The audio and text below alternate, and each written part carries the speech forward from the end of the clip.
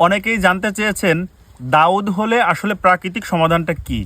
এই গাছের পাতা বেটে পোলে পাকারে লাগিয়ে দিলে আসলে দাউদ সেরে উঠতে সক্ষম। এই গাছটির নাম হচ্ছে মটমটিয়া। অনেকে বলে থাকে বন তুলসী, অনেকে বলে থাকে বন পুদিনা।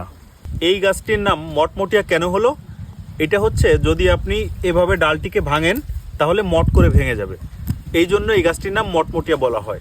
ঠিক তেমনই কৃমিনাশক এবং হজম শক্তি বৃদ্ধি করে ও লিভারকে ভালো রাখতে সাহায্য করে।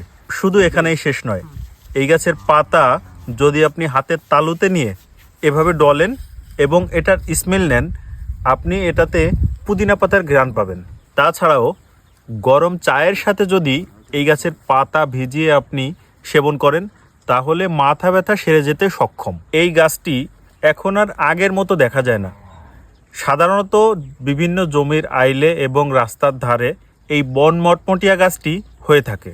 আজ আমরা জানতে পারলাম এই বন মটমটিয়া অথবা এই বন তুলসী গাছের কি উপকারিতা আছে। এটি যদি আমরা সঠিকভাবে ব্যবহার করতে পারি তাহলে খুবই ভালো ফলাফল পাওয়া যাবে।